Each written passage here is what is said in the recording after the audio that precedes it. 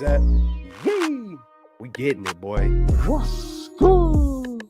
You know who it is. It's your boy, Jay in the Bay. Your baller back again. Smells like football season. Yo. Whoa.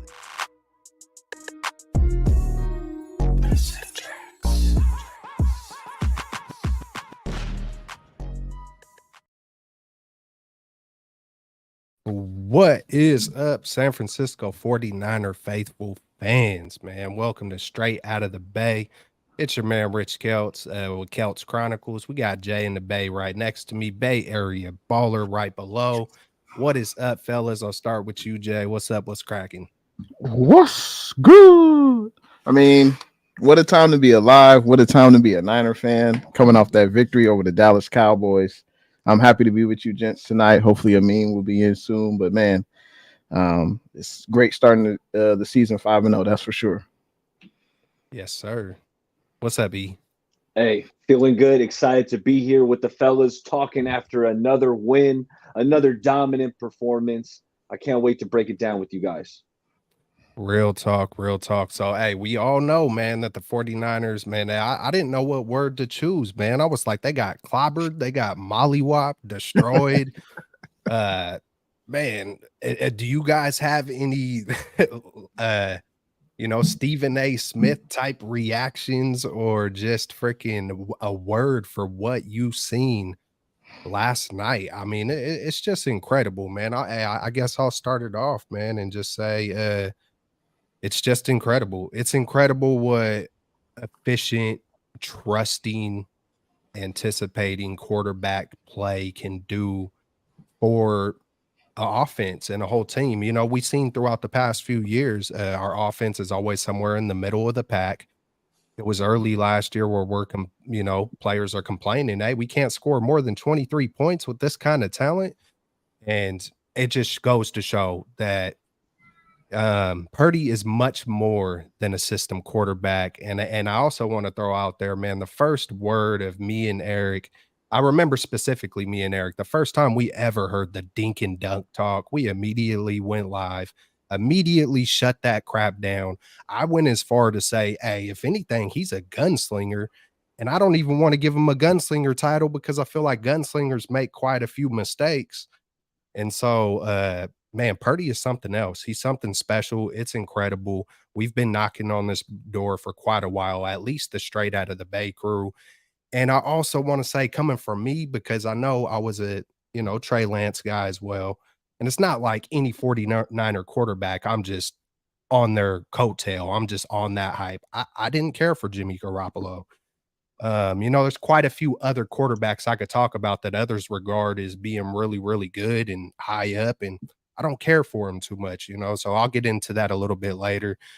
But what was your guys' overall thoughts? Do you have any other words to describe what you've seen last night, man? It's just amazing.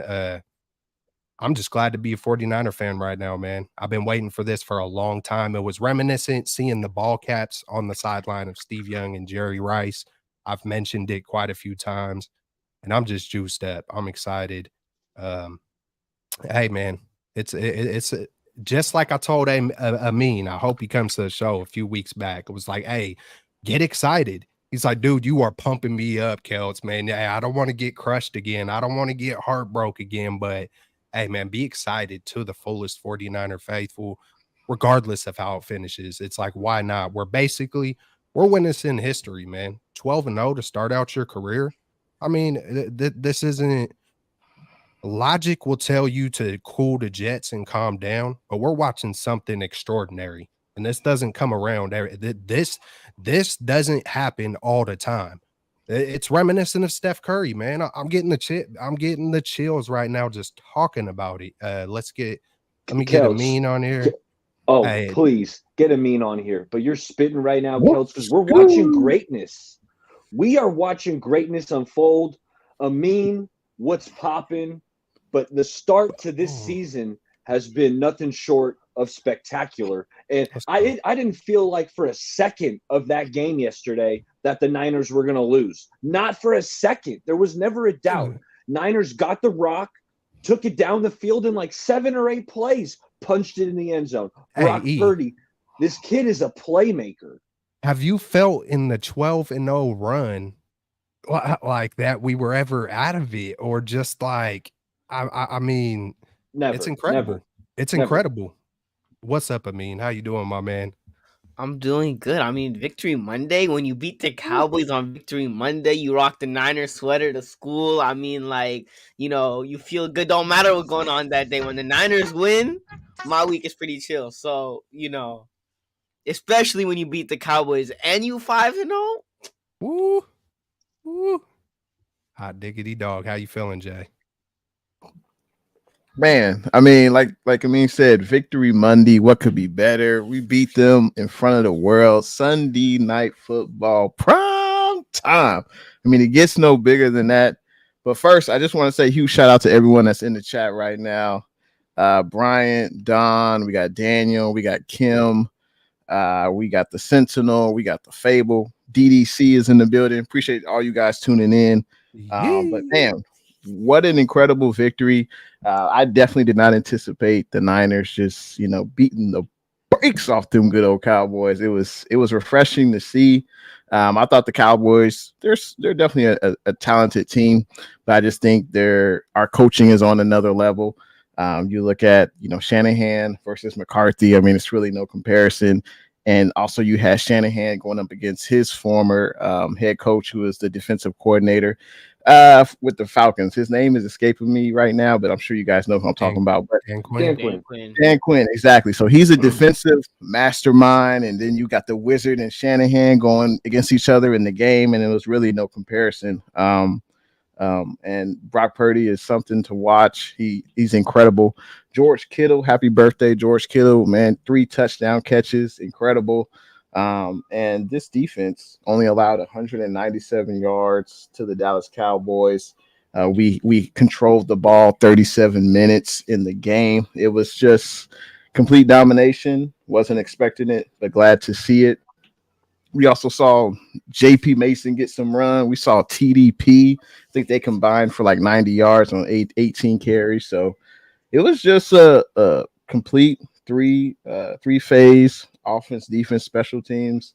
I mean, Dre Greenlaw, incredible. Fred Warner. I'm sure we'll get into all those guys later, but incredible game to watch. And our Niners are on a roll, and it's no doubt we should be proud of our squad. We still got a long way to go, but we've gotten off to a hell of a start. Absolutely, real talk.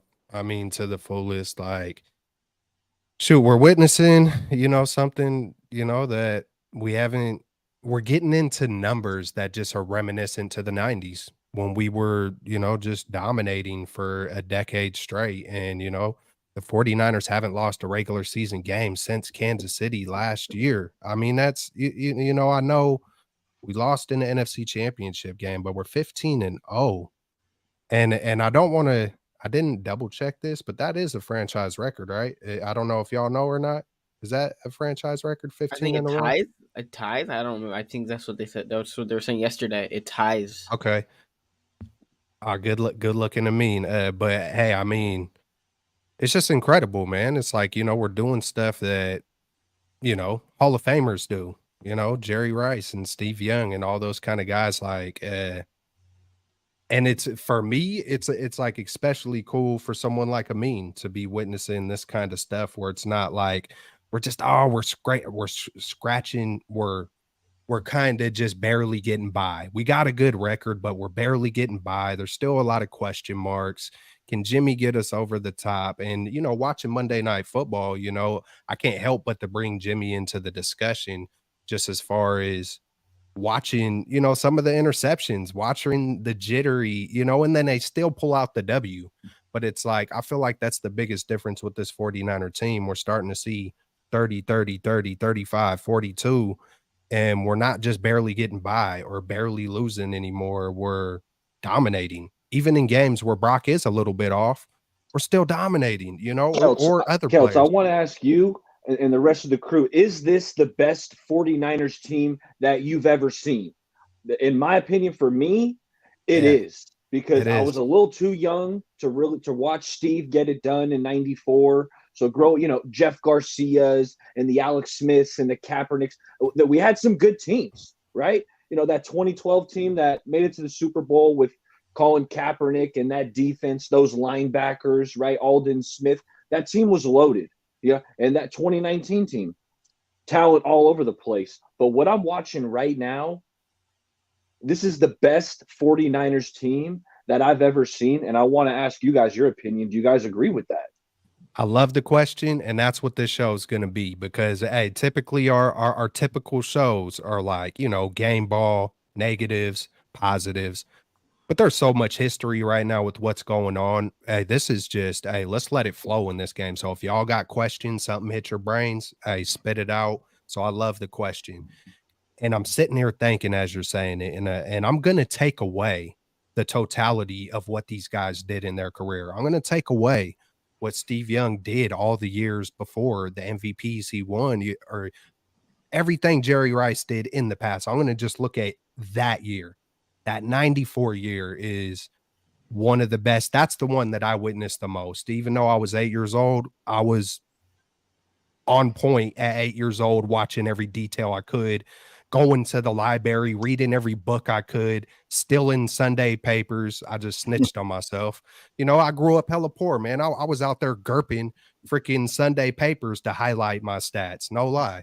And I was on it. And if I take away the whole career, I feel like this defensive line is better. I know BY, he was a rookie in that 94 season. We had Stubblefield, we had Norton Jr., Tim McDonald, Merton Hanks, Dion, Eric Davis. I could go down the line, William Floyd, John Taylor. I can't remember the third wide receiver, but Ricky Waters. You know what I'm saying? We were loaded. We were absolutely loaded, but I feel like CMC is better than Ricky Waters. I feel like Brock Purdy is having just as good of a season this year that Steve Young did that year. I feel like if you add Debo and Ayuk and Kittle, I forgot Brent Jones, but if you add those weapons compared to those weapons, yes, Jerry Rice is the greatest of all time. He's right here on my dang wall. Y'all know what it is. But if you add it all together, hey, I think this is the best team I've ever seen so far. It's the first, I'll say this, it's the first time ever in history where they scored 30 plus points, to start out a season. That's the first time it's ever happened in the San Francisco 49er history. I mean, I know it's a new league. And then on top of it, we're doing it with the salary cap. You know what I'm saying? Like that 94 team was right before the salary cap. We were able to go snatch Deion Sanders and I believe Ken Norton. I'm trying to think, and then a few years before that, Tim McDonald, you know what I'm saying? Tim McDonald is super underrated. I'll just say yes, Eric. How do you feel, Jay, in the Bay? Is this the best 49er team that you've witnessed in your lifetime? Whew, man, what a question. That 2011 team, that was head coached by Harbaugh was pretty good as well. I think offensively, we weren't offensively, 2011 wasn't as good as it is in this year so far. But there's no doubt. I mean, we have Pat Willis, you have Bowman, you have Justin Smith. That was a pretty good team. But I would say there's no doubt this is the best team in Shanahan's era for sure. There's no question about that. But as far as the best team that I've seen, it's only been 5 games. I'm going to say no. I think it's still early, but they're on their way. That's for sure. There's no doubt. I would say this is the most exciting time to be a 49er fan in Shanahan's era. That's for sure. With the weapons we have and adding CMC, Brock, obviously we got lucky with Brock, kind of fell in our laps. I would say this is the most exciting, but I'm not going to say this is the best team just yet. Not yet. Sorry, Jesus, but I mean, Ricky Waters was pretty clean, but hey, to each their own, man. To each their own. What's up, Jesus? How you feeling? I mean, is this the best team you've ever seen? I mean, I might not be 49er. I might not be the best person for this question, but for me personally, I think this is the best Niners team I've seen. Like, and compared to that 2019 team, and compared to what we've seen in the Shanahan and Lynch era in the past, it's always been this team's success has been heavily predicated around this defense. You look at this defense, everybody talks about this defense. This defense is great, and the offense, like you said, the offense still gets by, and the offense is still able to put up points. But a lot of it is running, running the ball, and we still do that. But you look at this team in particular, we could drop a 30 piece with ease with Brock Purdy. And the funny thing is, what irritates me the most is when people don't give Brock Purdy praise. And after last night, the 49ers can win the Super Bowl with Brock Purdy. I'm a Brock Purdy believer after last night. I was already a Brock Purdy fan, but I'm riding that train that the Niners can win a Super Bowl with Brock Purdy because everybody said he's a game manager or it's the scheme. There's still people in the media that think it's a scheme. There's Dan Orlovsky that said Mac Jones could do the same thing. No, he couldn't, Dan. Like, no, he couldn't. Stop capping, Dan. Stop capping. Like, what Brock Purdy's able to do with this team. Jimmy Garoppolo was a game manager, right? What Brock Purdy's able to do with this team, the decision making, how quickly he processes things. You look at, like, this is not even yesterday's game. The game on Thursday night against the Giants, he threw like a back, end zone pass to Ronnie Bell, anticipated it, saw it pre-snap. Like the little things like that he sees pre-snap and is able to do. Even that touchdown to Kittle. The touchdown to Kittle, if you watch it in slow motion, he's eyeing the linebacker, knowing in the back of his head what the linebacker might do and what his role is in the play. And he finds Kittle and he hits Kittle in stride. Perfect dot. I mean, the way that Brock Purdy's able to run this offense and to show, like, for people that don't understand how good Brock Purdy is. Come on.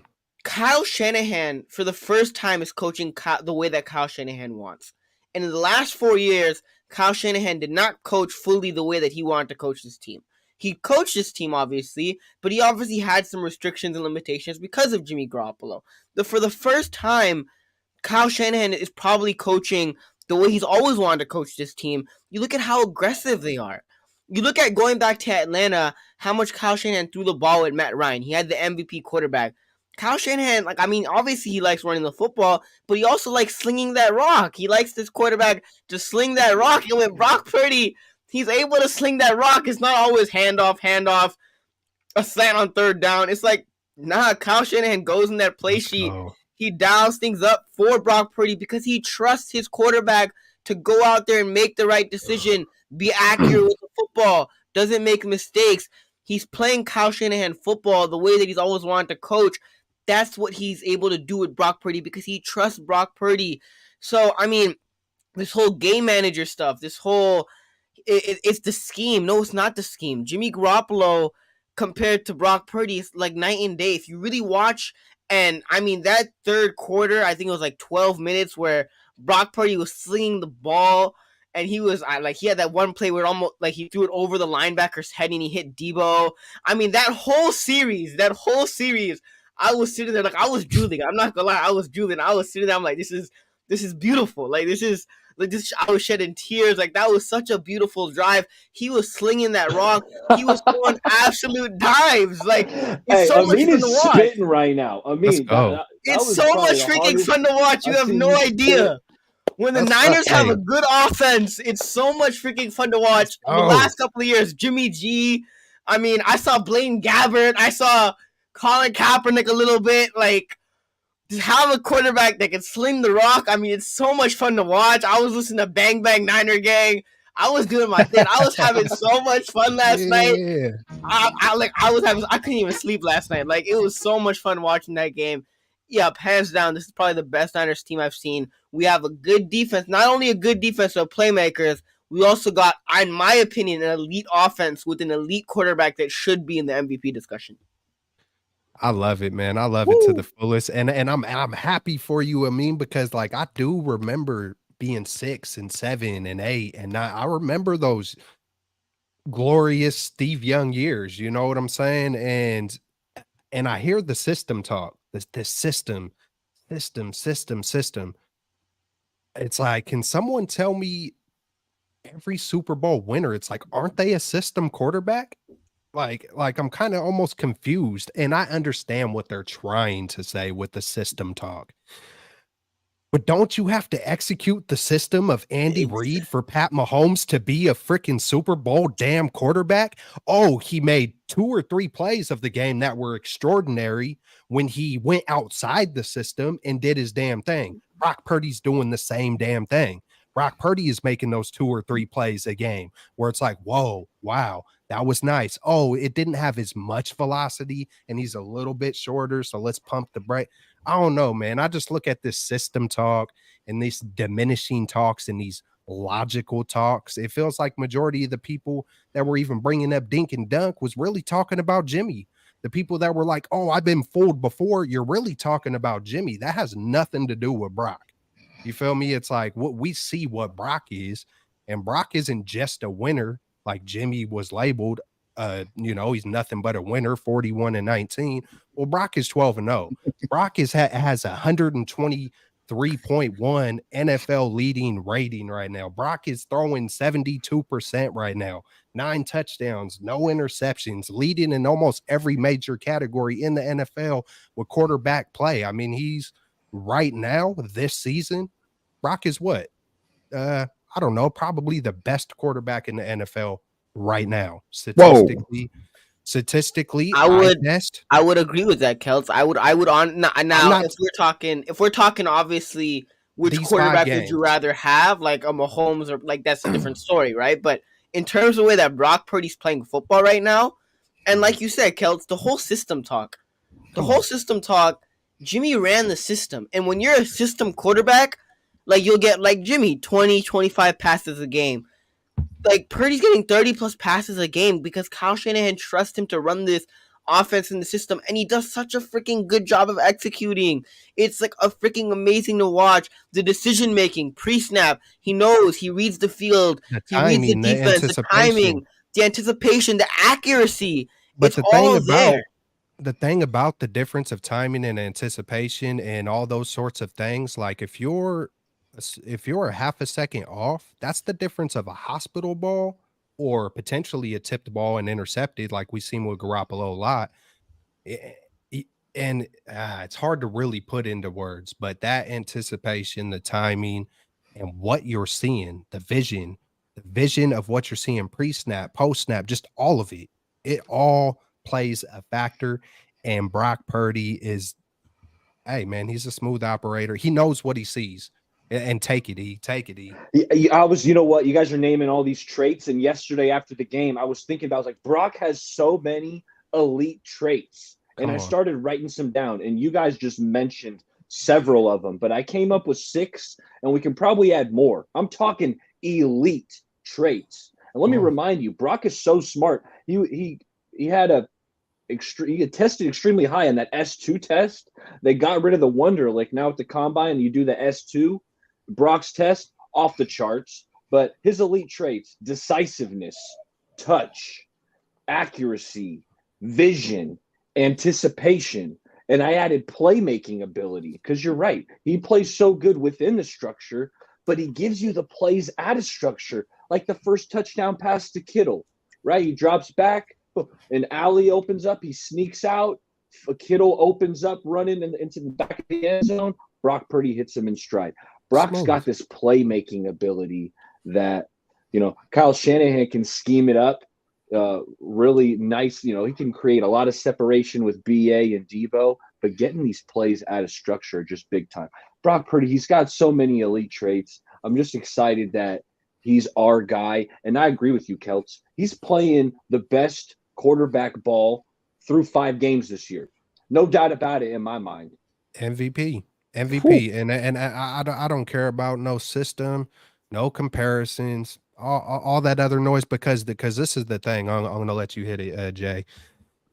I wouldn't be talking as confident as I'm talking if I didn't go really, really watch the all 22 and slow it down. And, and I know there's a lot of mumbo jumbo about, oh, well, you don't know what you're looking at. You might be watching it, but I know enough to know what the hell I'm seeing. And you know what? And if I don't know, if I feel like I kind of don't, I go watch a JT O'Sullivan. I go watch a Chase Daniels. I go watch a Baldy. I go watch, I'm pretty sure Baldy is a Philadelphia guy. I'm watching opinions and then I'm watching myself and I'm watching again. And it's amazing, bro. And I think at the same time, it's even I don't want to say it's better than Tom Brady or it's better than Joe Montana. And I'm not saying he's better than Tom Brady or Joe Montana, but I think him being shorter almost gives it like makes it feel more special. You know what I'm saying? It's like, hey, height, for the most part does matter in the NFL. There's only a handful of Hall of Fame quarterbacks who are around Purdy size, Fran Tarkenton, and most of them are way back in the day. Fran Tarkenton, the Chiefs. Who was the Chiefs? Way back in the day, there was a Chiefs quarterback. He's in the Hall of Fame. Bob Greasy. That's more, in the 70s and 60s and stuff. So it's kind of, and then there's Drew Brees. So I just think it makes it like I feel like his weaknesses are even his strengths as well. You know what I'm saying? If that makes sense or not. But Jay in the Bay, how you feeling? How you feeling about this? Hey, I would say that people are saying he's a system quarterback because what Brock is doing is unprecedented. Where he was drafted at, being a 4-year starter at ISU, it's not a big powerhouse school, and what he's doing we've never seen before. So I don't blame people for saying what they're saying, but if you really watch what he's doing, I don't see how you can't say he should be in the running for MVP. That's how good, Brock has been playing. I got to say, hot diggity dog to Blue True for this $5 super sticker. Appreciate that, Blue True. Should I get into the game ball? Should I kick it off for the game ball? Hit it up, my man. Hey, you get in this game, man. You could give out as many game balls as you want for this one. I would say it goes to Kyle Shanahan.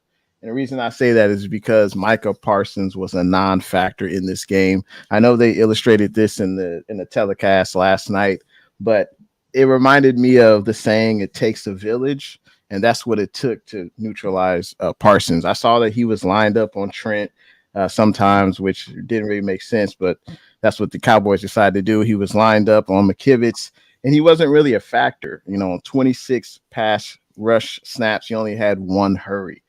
For the game, he only had 4 total tackles, only one of them being solo. And you saw Kittle blocking him a little bit. You saw Juice. You saw sometimes a pulling guard block Parsons. So that's why I credit Shanahan for, we've seen him do this with Aaron Donald. Aaron Donald typically doesn't have huge games against us. We've seen this for the second game in a row that Michael Parsons, first time in the playoffs a year ago, and then also this game. So I give credit to Kyle Shanahan for devising a game plan to not make him effective. Also, it was funny. CMC didn't have a great game, but it really didn't matter. You could argue that this was CMC's least productive game, but we still went up and scored 42 points. So credit to Kyle Shanahan for the offense. And also, of course, credit to the players for executing it. But my offensive MVP for this game my game ball goes to Kyle Shanahan. And what's good to everyone that's in the chat right now. We appreciate all the comments. Shout out to you, Shifty, and everyone else who's writing in those comments. We appreciate it. Real talk. And yeah, man, game ball. Who wants to take it off? I mean, who gets your game ball or game balls? Like, I mean, this might be an obvious answer, but Fred Warner. I mean, Lord have mercy, Fred Warner should be in the conversation for Defensive Player of the Year. Like, what he was able to do yesterday, had a sack, had an interception, had that forced fumble. What a freaking play by Fred Warner. Fred Warner is just a beast out there. Like, he's freaking phenomenal. By the end of his career, I think he could go down as one of the greatest 49ers players of all time, regardless of offense or defense. He could even be the greatest 49ers linebacker in history by the end of his career. If he continues at this rate, I honestly think he could be better than Patrick Willis and Navarro Bowman if he continues this pace. He's playing like an MVP, honestly. Look at the plays that he made yesterday. That one play on Dak Prescott where he stopped the receiver, where he stopped the check down, and he got the sack on Dak Prescott. The interception that he freaking had. The interception, he turned his back. He wasn't even looking at Dak Prescott. And he was covering the receiver. And Dak throws and he turns around and makes the pick. I mean, Fred Warner's a freaking beast. He was even running with Brandon Cooks. Now, Brandon Cooks got a little by him a little bit, but he was still able to keep up with Brandon Cooks. And then Dak threw it out of bounds, and it was an incompletion. But I mean, Fred Warner's just all over the place. He's a freaking beast. And Dre Greenlaw, he also deserves his credit. He's a monster out there. He's suplexing guys, not getting penalties called for it. His aggressiveness, he's like a freaking bullet out there. But I mean, Fred Warner easily deserves a game ball. And then one guy that probably wouldn't get a game ball, but I think deserves one is Jordan Mason. What a way to, get those opportunities and make the most out of those opportunities. He had some nice runs. His physical, obviously, we know is a physical runner. Had that touchdown, nice touchdown run. I think Jordan Mason also deserves a game ball.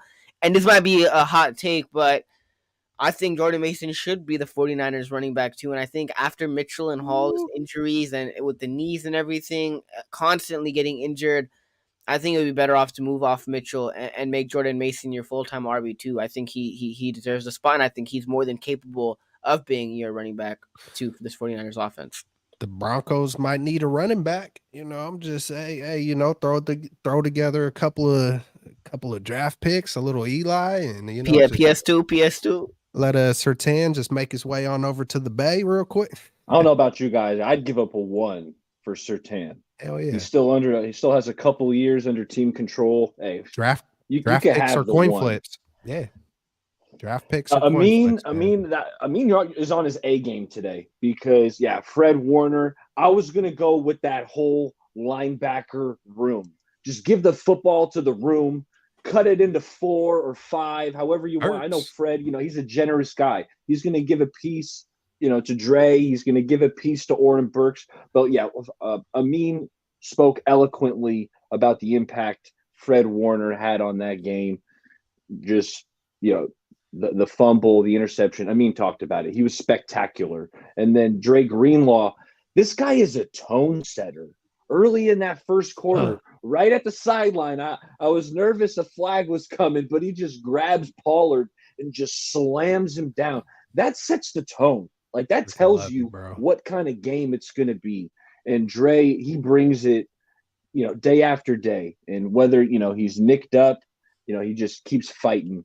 And then Oren Burks, when he was on the field, I thought he looked good. The Niners pulled their starters at the end of the third quarter. They're bringing in backups. Oren Burks is coming into the game, as the starting linebacker. And what does Dak do? Interception to Burks, where he jumps the route. It was a phenomenal play by Oren Burks. So shout out to him. I'm giving the game ball to that whole linebacker room.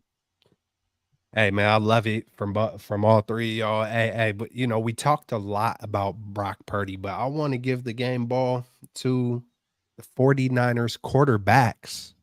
I think this is the third time that we've seen Sam Darnold. Is this the third or fourth time that we've seen Sam Darnold come into games to nail the ball down, or not this early? I mean, Jesus Christ.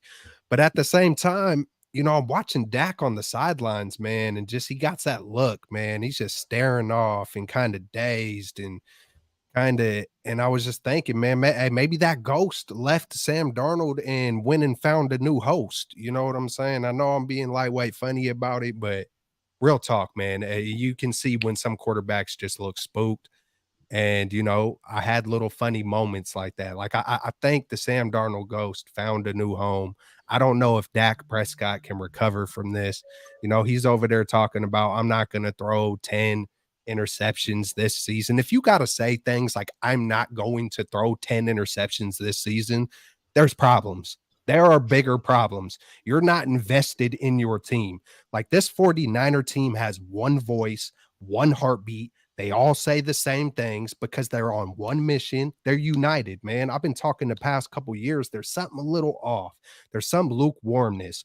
Kyle is a little something, a little arrogance, or there's just always something a little off. And right now, we're seeing no arrogance. We're seeing no bull crap. We're seeing no major mistakes. And those things can come, when it comes to on the football field, certain mistakes. But I want to give the game ball to this whole damn team, just saying everything I just said. Mitch Wisnowski punting the ball, shout out to Jay and the Bay for always mentioning the special teams. Mitch Wisnowski, and look how fired up Ronnie Bell is when he gets the second one. He is, I mean, when you see that kind of stuff, Ronnie Bell getting that juiced up about downing the ball down there, it's just amazing. You know, what we get the fumble, and then CMC fumbles it, and then what does Shanahan do? Like, once they get another 3 and out, then Shanahan, I think that was the moment I looked at my wife and I was like, we need to punch them in the mouth. We need to, this is the time. It's go, like, we need to give them no hope, no chance. And boom, there's Shanahan with the trick play. It's just like everything is clicking on all cylinders. It's just a beauty. It's hella fun, hella cool. Proud to be a 49er fan. Proud that we were able to land someone like Brock Purdy, man. And everybody else on the team. Juice got a touchdown. Who am I not? Man, Lenore did amazing. You know, and even though Oliver got burnt on one play, he still did a good job, man. Yeah. You're not gonna be perfect. Like, I don't want to go week to week searching for concerns, and I'm never gonna, because it's like you're never gonna be a perfect football team, but we're damn close. We're damn close to it, and a few plays here and there, those are exceptions. They're humans.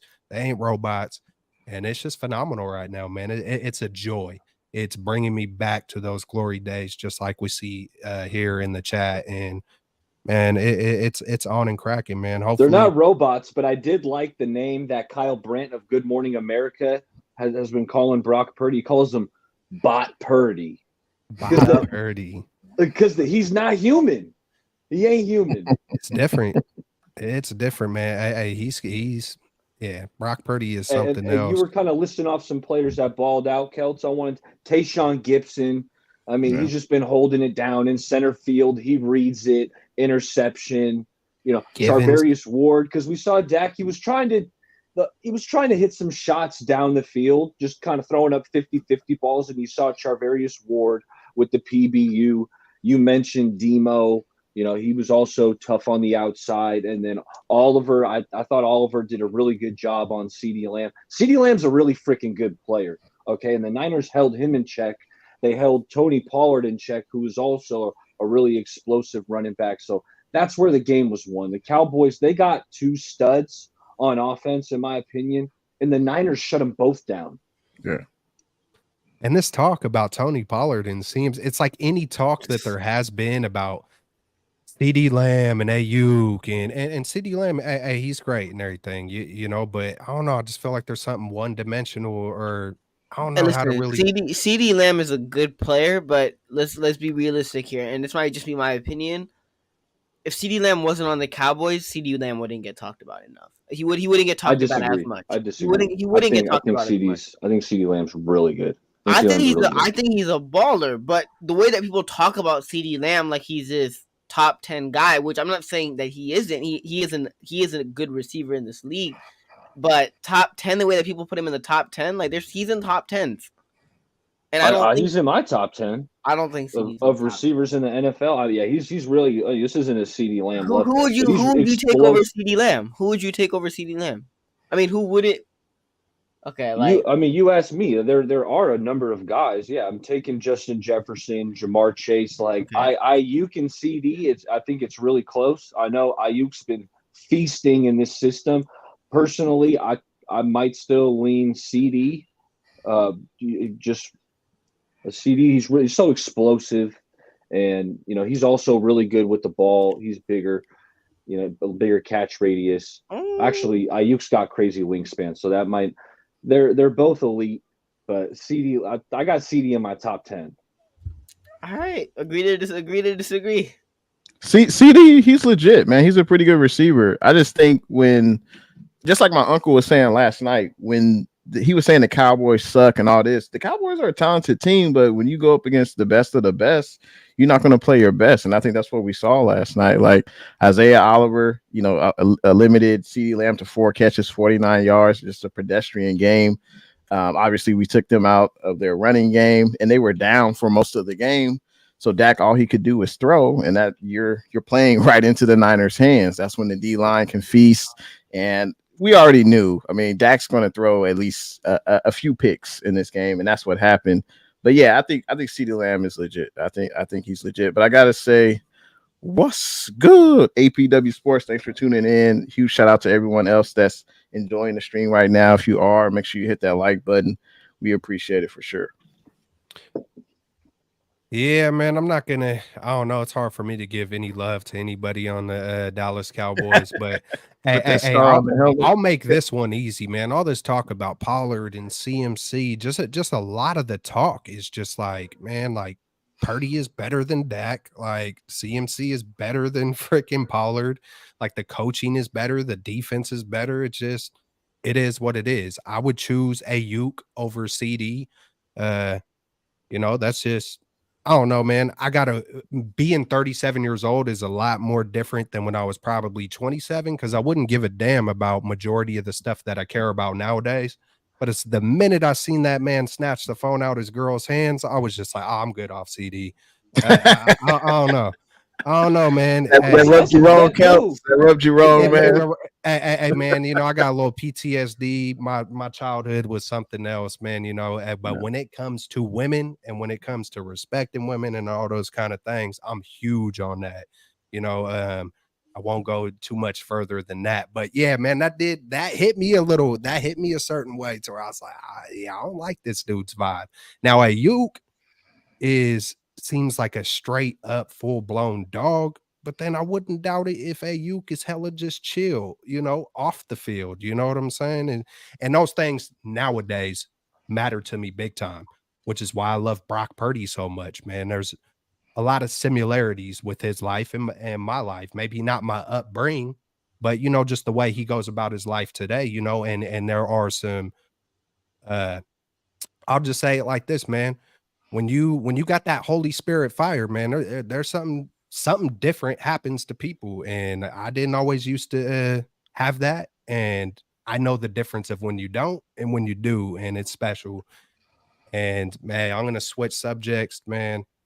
Um, what do the 49ers, there's not too much to pick apart on this, but what would you guys like to see if there was something in a trade or something that could possibly be improved upon with the 49ers? And then not specifically with just this game, but if there's any critiquing or any kind of what could we do better? What would make you a tiny bit more confident if we did do something at the trade deadline, whether it was something big, something small? Hey, with this team, there's no telling whether we're finished or we're not. I know Gregory's coming. We got, that's one. Hey, Baller has been pounding the table for a freaking defensive end for a while, regardless of Jackson and Farrell and all the guys that we do got. Baller's been pounding on the table. So, hey, man. And this is it, Kelts. This is it. Gregory was the move. This dude, he's an explosive pass rusher. He's got the speed. He's got the acceleration. Kind of, he's not D Ford, but he gives you that element of the speed rush where he can bend the edge on a tackle, make a quarterback step up in the pocket. Who's that quarterback stepping up into? He's stepping up into Hargrave. He's stepping up into Armstead. He's stepping up into Javon Kinlaw, who actually looks like a player this year.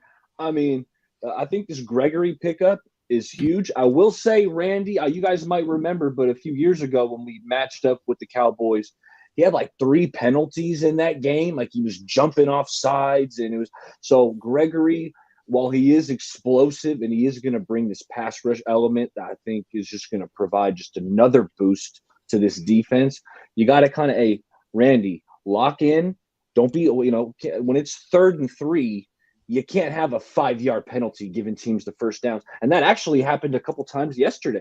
When the Niners match up with these Cowboys, the Niners are just better coached, more disciplined. Like the Cowboys had a couple penalties where they had stopped the Niners on 3rd down, but the drive gets extended by a player lining up in the neutral zone or unnecessary roughness. It's just like the Niners are way more disciplined. Randy, I'm really excited. That's one of the moves. We're talking about moves. Niners just made one. Bringing in Randy Gregory in the fold is huge. And I mean, the only other name is the one that's, we're talking about a blue chip superstar in Patrick Surtain. I don't know why the hell the Broncos would get rid of him, because that's a player like similar to DeForest Buckner, which the Niners let him get away. But when you got those blue chip stars, in my mind, you lock them up. You don't let those guys get away. But Adam Schefter says it, and I believe Adam Schefter. I think he's plugged in. I know he's been wrong a couple times previously, like when he was saying it's Mac Jones was going to be the pick, and he was wrong about that. But more often than not, I feel like Schefter is right, and he's saying the Broncos are willing to move off any player on the defense, I think is how it was worded. So I'd be all in on Pat Surtain, because that's a move where you're looking at maybe your biggest weakness being that outside corner, especially in the nickel, where I know, Oliver and Demo, those guys have been playing pretty good, but you're going to add a star out there. I mean, that would be the move to make. I would agree with what APW Sports says. The Niners are the most complete team in the NFL, point blank, period. I echo your sentiments, Bay Area baller. If we added PS2, that'd be incredible. To add a guy who's not even really in his prime yet. Obviously, he's got the pedigree. His dad, Pat Surtain, was a hell of a player in his own right. But if we're talking about players or things that we need to do to improve, I mean, based on yesterday's game, you can't really say much, right? But overall, I don't see a lot. And the reason, even if the defense is a little leaky, it really don't matter when you're putting up 30 points. And like we've given with Wilkes' defense, he plays back, he allows the underneath stuff. Okay, whatever. As long as you don't let him score, which the 49ers have been doing I think we are 1-2 with Cleveland as far as the least amount of points given up on average. So, hey, you put up 30, you don't allow 20 on the other side. If your corner ain't as good, it really doesn't matter. As long as we're able to keep this up and stay healthy, I don't really see a weakness that could hurt us yet. Granted, it's only 5 games, right? It's only 5 games. It's still early. We haven't played. I mean, the best team we played is the Cowboys and the Rams, who are solid teams, who are talented, but I don't see a major weakness that could prevent us to be where we want to be come February. I don't see that weakness right now. Yeah, I think we are number 1, man, in points a game. Defense 13.6, man. Yeah. I'm pretty sure we're second in offense, right behind, of course, Miami for that 70 burger they put up. But it's gonna even itself out, throughout the year. But we're arguably number 1 in points. We got the best point differential. It's man, this is something. I can't remember the last time ever being like that, even in our glory years, it was like, we're 4th or 5th over here. We're, 5th or 6th, it's awesome. It's amazing. Amin, do you have a player or just a group that you would like to see get better? Any critiques, any negativities? I mean, like Jay said, it's kind of hard, especially after yesterday. I think this team is pretty much complete, especially the Randy Gregory trade. I love that trade for the 49ers. It's really a no-risk deal. Obviously, the Broncos are paying majority of that money for him this year. But Randy Gregory, like Baller said, a speed guy, perfect on the other side of Bosa. Love the addition. PS2, I would love to have PS2, but it would be a luxury to have PS2, especially on this Niners defense. Like, it would be a luxury.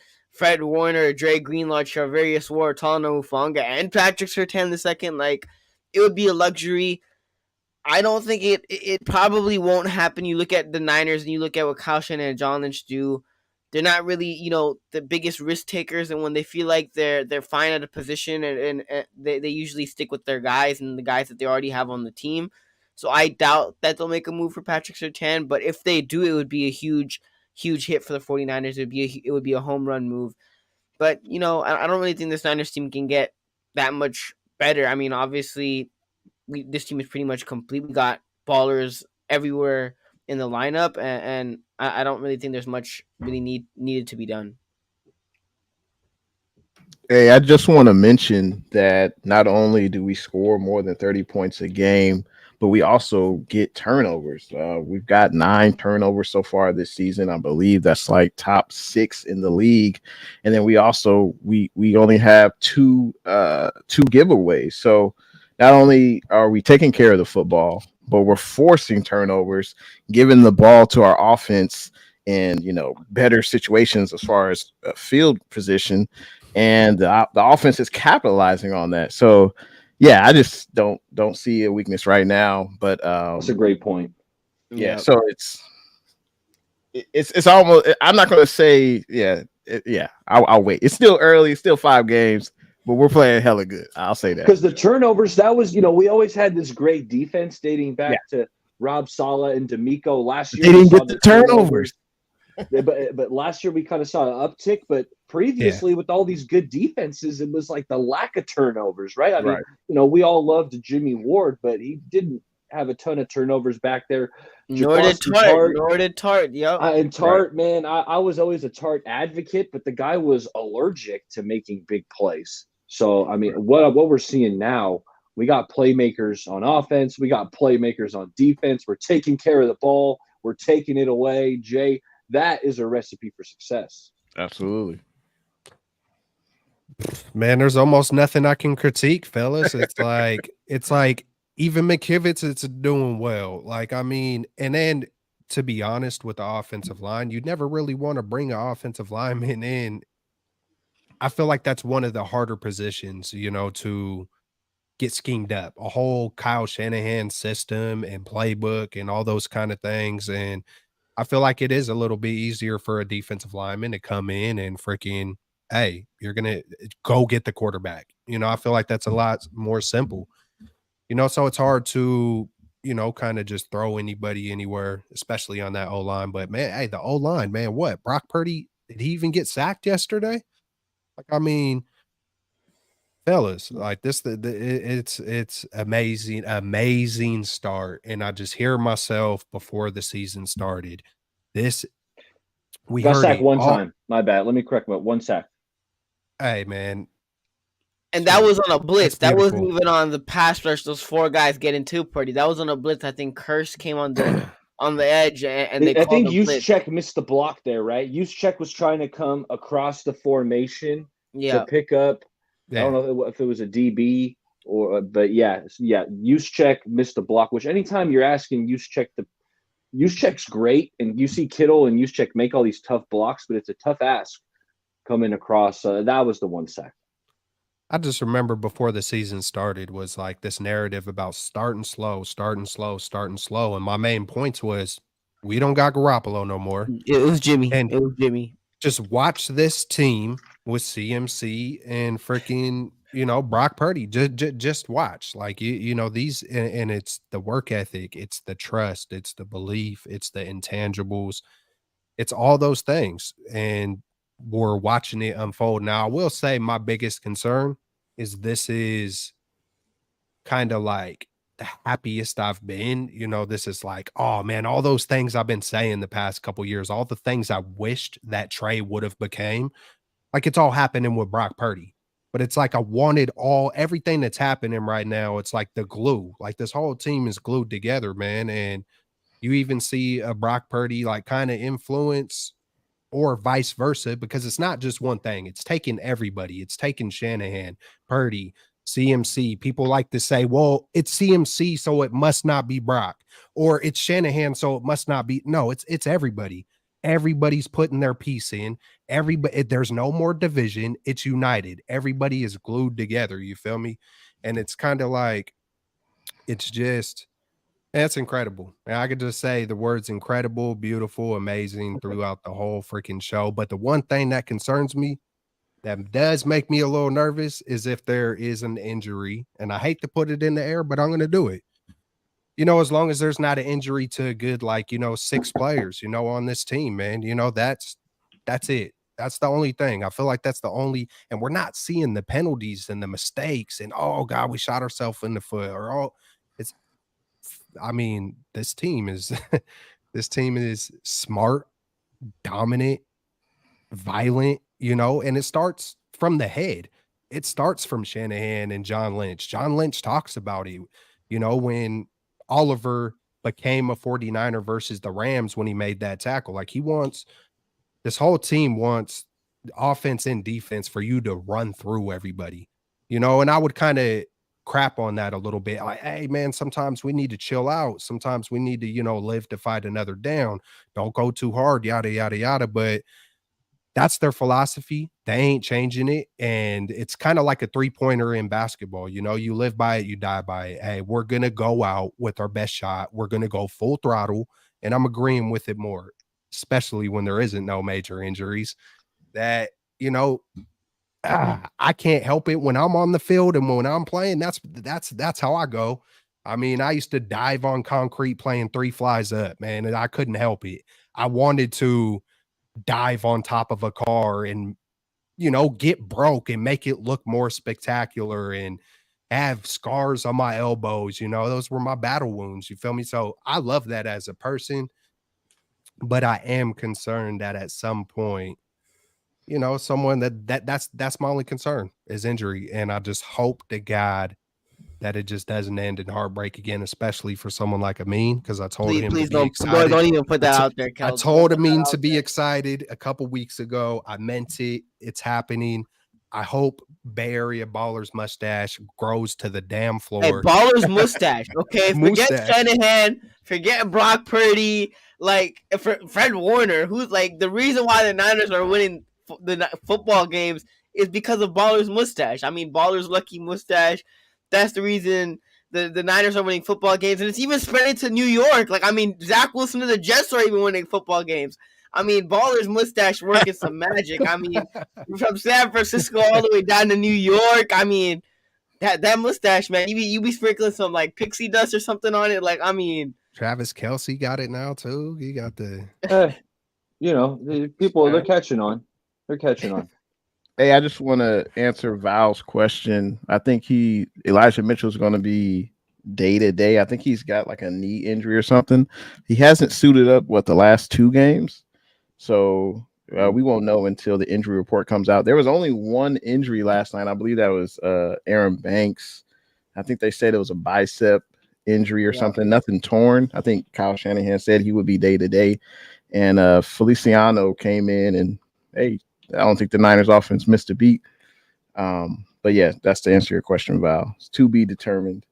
I wanted to mention something else. Like, this team is almost perfect, and you add in a Mitch Wisnowski, the 2 punts in the 20. Ronnie Bell was super excited about that. You mentioned Jake Moody. Sorry, Mitch. I'm sorry.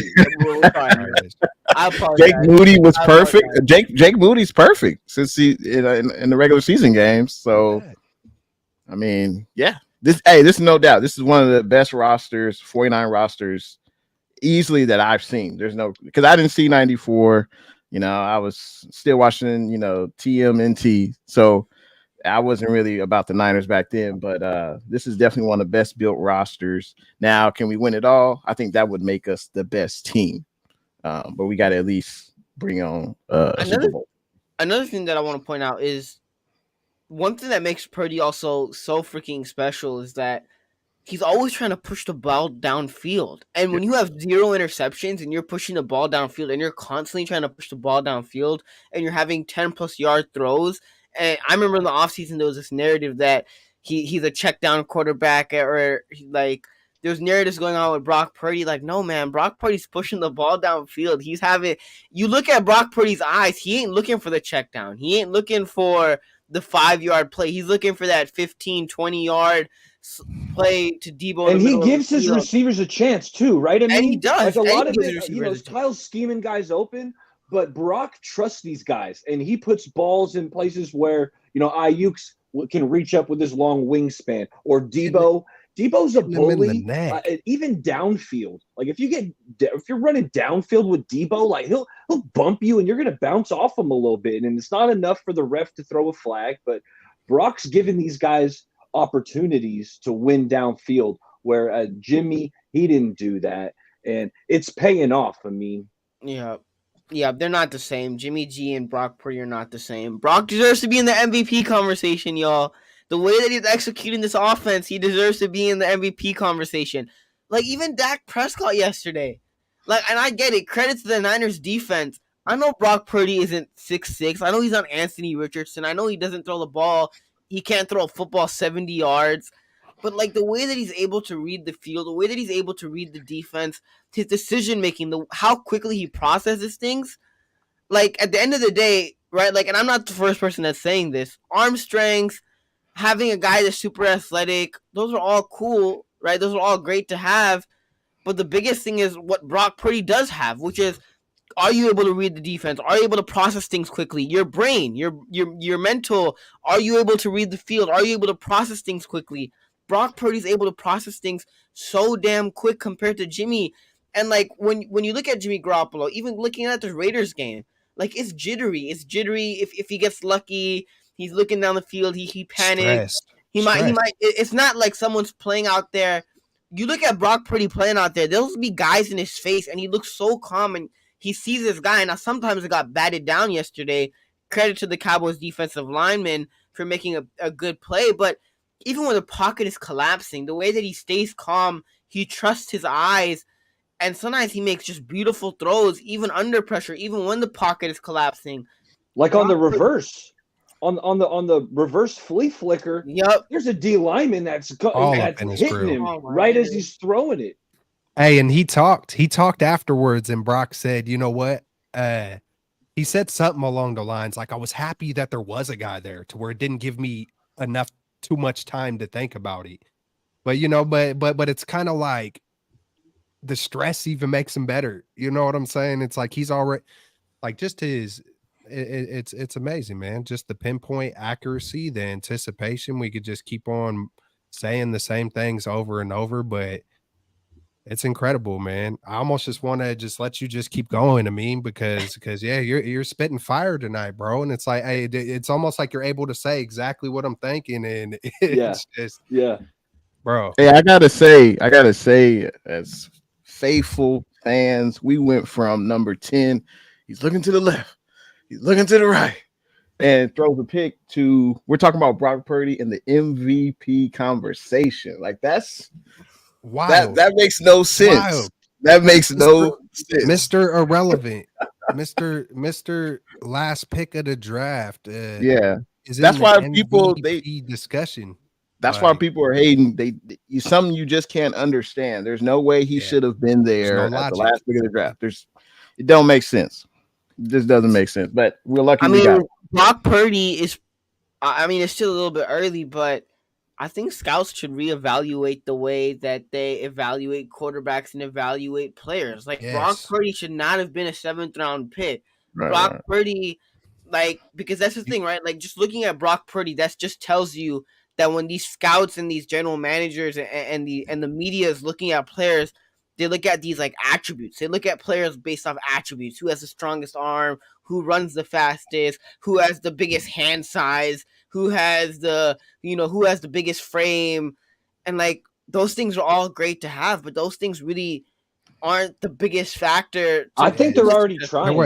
I think teams are already trying. Like Stetson Bennett went in the 4th round. Where he's, similar. He's not Brock Purdy, but small frame, not the strongest arm, ton of experience in college. So you're onto something. I mean, I think teams are already coming around to that. So check this out. You kept on mentioning the quickness. I mean, and I think I put a tweet out maybe even a year ago, and just boxing and certain stuff in my life, I've always believed this little philosophy, quickness is stronger than strength. I'm a smaller dude. You met me. I ain't the smallest dude, but 5'9", 170. Speaking of which, we got to get 2-on-2 basketball again. We got to link up again. At 5'9", 170, I've dropped some big fellas in my time, and I've been dropped as well. I've been on both sides of it, but one of my best qualities was quickness. You know what I'm saying? I wasn't always the fastest. I'd be like the 2nd or 3rd fastest out of the school, but I was definitely the quickest.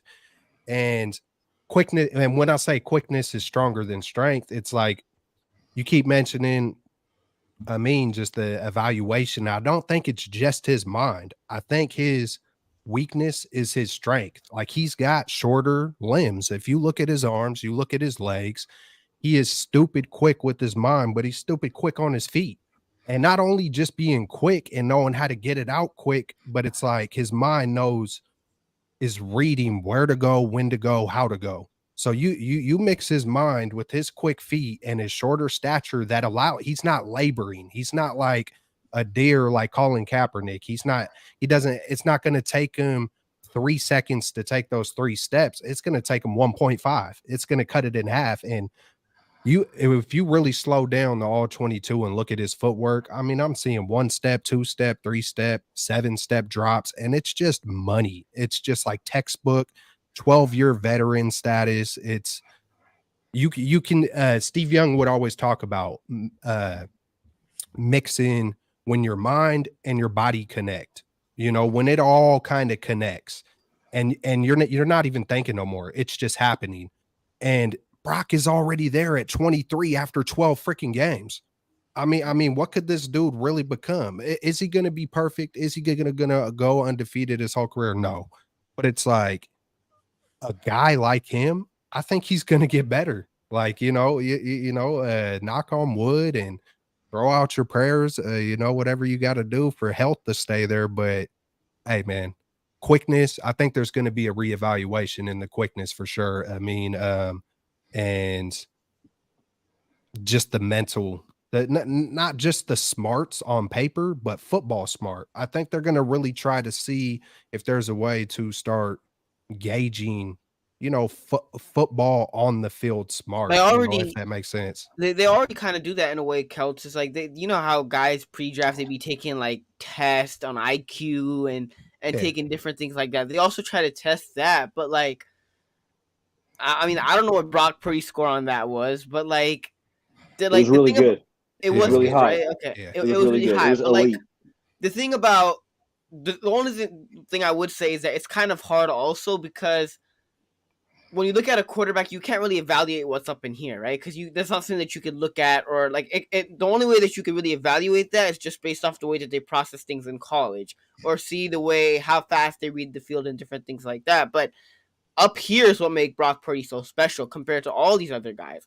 And I think Brock Purdy should be in that category of the top 10 quarterbacks in the league right now because he's playing like an MVP. And like Brock Purdy said it himself, he's not that guy who's 6'6", who throws the ball 70 yards.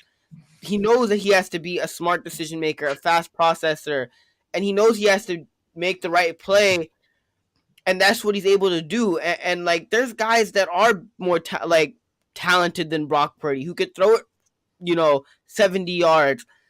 I mean, I honestly, outside of maybe Patrick Mahomes, this might be a little bit of a stretch, but outside of maybe Mahomes and Josh Allen, maybe I would take Brock Purdy over Trevor Lawrence. I would take Brock Purdy over Lamar Jackson. I would take Brock Purdy even over Jalen Hurts just because the way that Brock Purdy is able to process things. Exactly what I said a couple weeks ago. I'm glad I said it. It's crazy, right? Because I was the biggest Trey Lance fan you will ever meet in your entire life. Same and here. Trey Lance had those intangibles where you could throw the rock 60 yards, 65 yards down the field. He was athletic. He had that big frame. And then now looking at Brock Purdy, like, it completely changed the way that I look at things because Brock Purdy isn't that big, strong, 6'7". But there's two things that those two dudes have in common that made me such big believers of both of them. Was all the intangibles off the field, the mind. Just because, I mean, let's be fair to Trey Lance, man. He still hasn't had a legitimate shot to show exactly what he is. I mean, that's just truth. But the thing, like, because I've questioned myself, do I just love any quarterback that's a Niner? No, I wasn't a believer of Beathard or Mullins or Garoppolo. Or I could go down the list of Drunken Millers or Karmazis, and I could go. And I could talk about other quarterbacks in the NFL, but I'm not going to go there like right now. Like here, I'll say I'm not the biggest Josh Allen guy. There's something about Josh Allen physically. I mean, he's dope. You know what I'm saying? But there's something about the eyes when it's like he's too amped. And sometimes that's going to throw touchdowns or that's going to throw picks. And I just feel like they can always be a really good team, but they're never going to get it fully done. I would take Brock Purdy, like you're saying. I mean, I said it a couple weeks ago, and folks literally thought I was joking on Twitter. They were like, "Bro, you're being sarcastic, right? You're joking, right? You're delusional, right?" Like, and it's funny that I did say it a couple weeks ago, and now he has this game and a lot of it. And it doesn't matter when you said it, how you said it. I don't care to be right, but it's like if I feel like trading Pacheco for Najee Harris, it's because I have a belief in myself, man. I'm gonna shoot the shot. If I don't shoot the shot, I'm gonna be like, oh damn, I should have shot. I should have shot. I should have tried. You know what I'm saying? I should have been the crazy one. I should have been the Hey, listen, Kelts, you miss 100% of the shots you don't take. real talk. Opportunity, baby. Opportunity, man. I need to get that picture. I used to have it when I was hella young too, a basketball hoop just in the dark, man. Hey, you miss 100% of the shots you don't take. And a lot of people get called a lot of geniuses, man. Albert Einstein. How much crap was Albert Einstein taking until people 5 years later were like, oh damn, hey, maybe he was onto something. It's like, it's incredible. I love Baller, it. real quick, I have a question for you, Baller, before you got get on out of here. Yeah, we're What's about up? to dip up out of here. Game on the line. Uh-oh. Who would you want? Which quarterback would you want? 2 minutes left, Super Bowl. Game on the line. Who you taking? Brock Purdy or Zach Wilson? The Curry Iguodala question, but in this case, you're two guys. Brock Purdy or Zach Wilson? Game on the line, where the Martians have the death beam pointed on Earth. Who you want? Yeah, I'm disappointed you would even ask me that. I wish I had something witty to tell you, but at this point, although I am president of the Zach Wilson Stan Club, I want. Are you the only member also, Ball? I think you're the only member. You to live. I want Kelch and Jay to live. So in that case, I gotta roll with Brock Purdy. But before I got to get on out of here, I'll let you guys wrap up the show. I'm looking ahead to next week. And I'm looking at the Cleveland Browns. Real quick, I want to give you my 2 cents on the Browns because that defense is playing really freaking good. All right. We all know about Myles Garrett. Like Myles Garrett, he's up there he's the top 4 pass rusher in all of the NFL.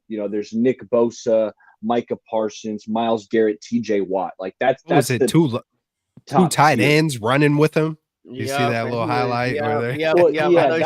That was a flaw on the offense because he can keep on running back and forth, and eventually they got to get stationary, line up, and snap the ball. So that wasn't very well thought out by that offensive coordinator, that blocking scheme. But Myles Garrett is a problem. So just like, hey, Niners contained Parsons, he was relatively invisible yesterday. So if they could do that with Myles Garrett, then hey, tip your cap to the offensive line coach, Forrester, for that one. But the defense is loaded. We talked about Myles Garrett. Zadarius Smith is really good opposite edge. And then their secondary, Denzel Ward is a lockdown corner. Always I like Juan Thornhill. Greg Newsome is another guy who I liked coming out. So it's a really talented defense.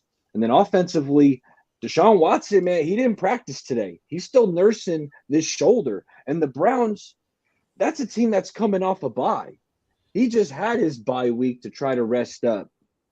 So Watson, who knows if he plays? I mean, if he doesn't play, then I think DTR is going to be lunch meat. So we'll see how this game goes. I know we usually do predictions, so I think one streak might come to an end. I'm going to go out on a limb. One streak might come to an end, and it's the 30-point streak. I could just see having to kick a few field goals this week. So my game prediction, I'm going to say 27-13 Niners. And that's with fellas, Watson not playing?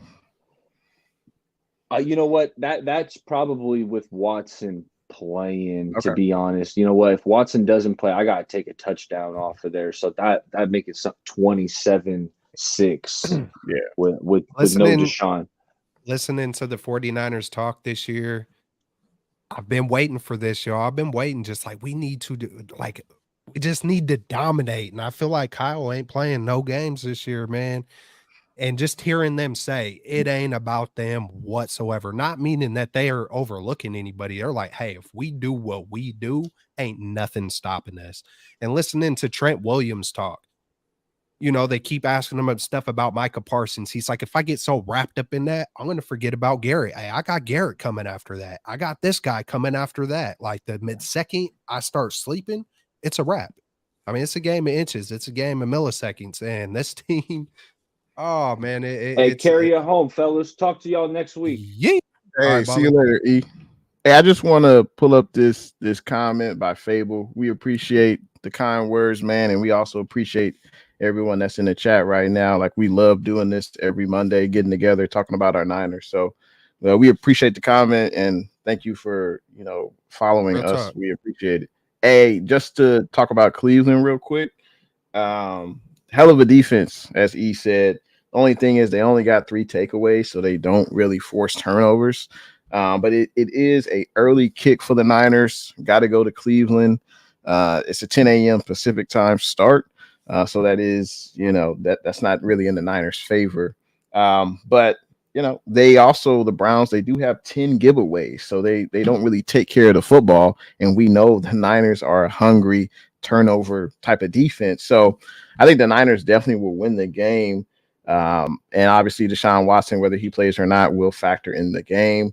But also, I just want to mention these are 2 of the top 2 defenses in the NFL going at it as far as points allowed in the first 5 games this year. I think the Niners are 1 with 13, and I think the Browns are 2nd with like 15 points allowed.